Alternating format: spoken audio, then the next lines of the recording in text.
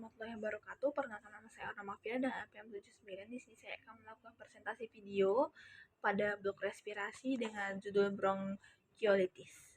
Pertama itu kita mulai dari pengenalan definisi dari bronkiolitis tersebut. Definisinya, bronkiolitis itu adalah infeksi saluran pernapasan bawah akut yang menangani terutama yang menyerang anak usia di bawah 2 tahun, terutama bayi. Penyakit ini mengenai bronkiolitis itu saluran nafas kecil di paru-paru. Infeksi penyebabnya adalah pembengkakan produksi lendir berlebihan dan sumbatan pada saluran udara tersebut.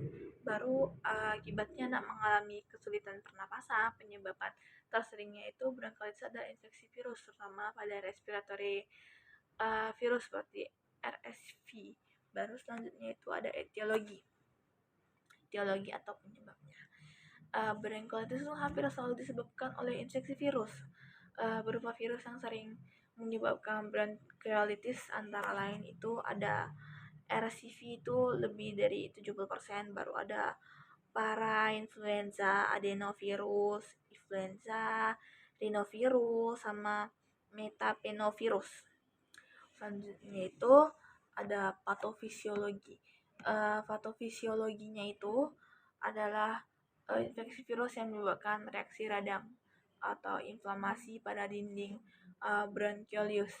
Virus menyerang, pertama itu kan virusnya masuk melalui saluran pernapasan atas dari hidung, lalu itu menyebarkan ke bronkiolus. Baru dari bronkiolus dia terjadi inflamasi mukosa, edem, dan nekrosi epitel pada bronkiolius.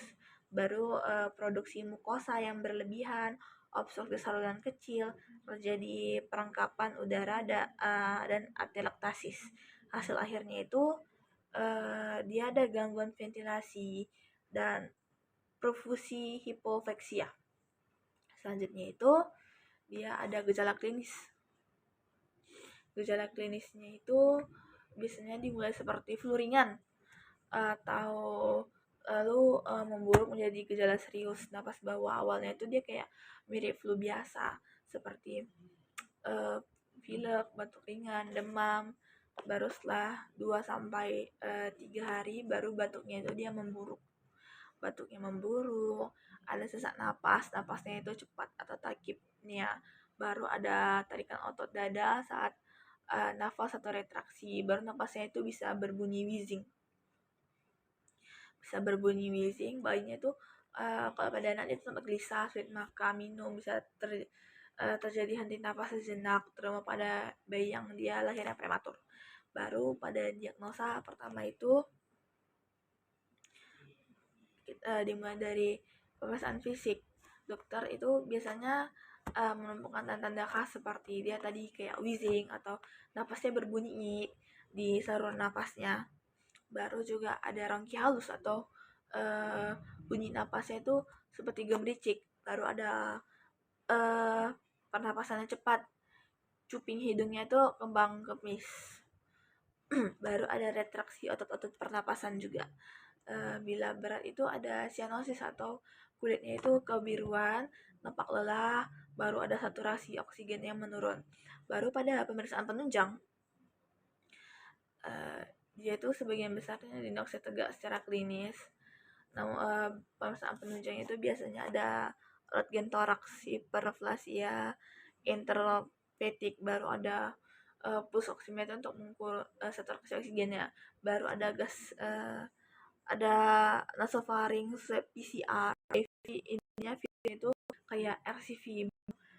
Jika bandingnya itu bisa juga asma bronkial dan umur itu 2 tahun, pneumonia lebih, dia itu lebih dominan bronkitis, ada krup, aspir atau benda